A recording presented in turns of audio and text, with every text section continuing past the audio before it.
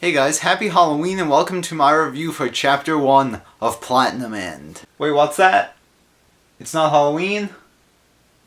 November 1st? Hey guys, happy daylight savings and welcome to my review for Chapter 1 of Platinum End. Now, I am so excited to be talking about Platinum End. Ever since it was announced, I've just been crazy hyped for this series. For those who don't know, Platinum End is from the same author and artist behind Death Note and Bakuman. These two series right here have some of the best writing and storytelling in manga, and the art is just incredible. These two series are just so good. I have a review up for Death Note on my channel. Most of you already are familiar with Death Note. It is such a good series, and I'm only 5 volumes into Bakuman. However, so far it has just been excellent. So a lot of people, myself included, were understandably very excited for this series because it has the potential to be as good as Death Note and Bakuman, or maybe even better. And after reading Chapter 1, this series definitely has that potential. The chapter starts off with our protagonist, Mirai. Now this dude,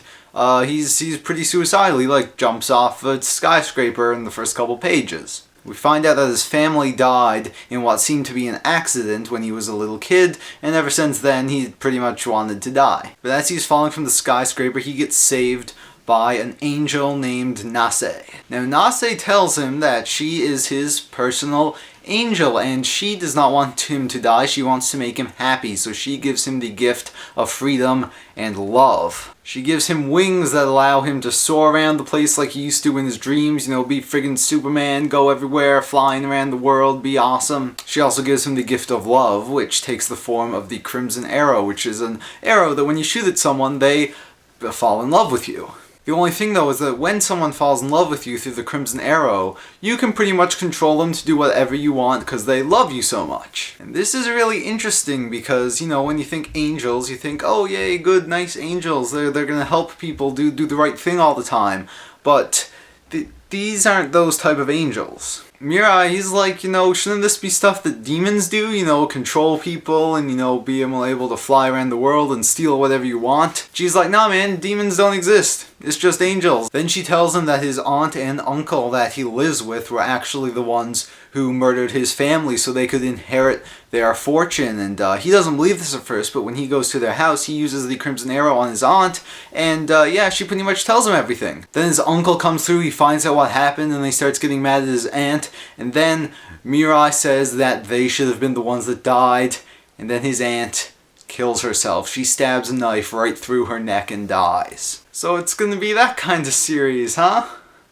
Oh, here we go again. The powers that this guy has right now are crazy. He can pretty much do anything he wants. He could become the president of the United States. He could be the ruler of the world. He could do all sorts of crazy things. And now, understandably, he doesn't want to kill himself anymore because he has all of this power. Now, at the end of the chapter, we find out why this angel came to him. God sends 13 angels out to find 13 humans, just, pick them at random, and one of these 13 will become the new god. Now, I really like this premise. It's kind of like Future Diary, except, actually good.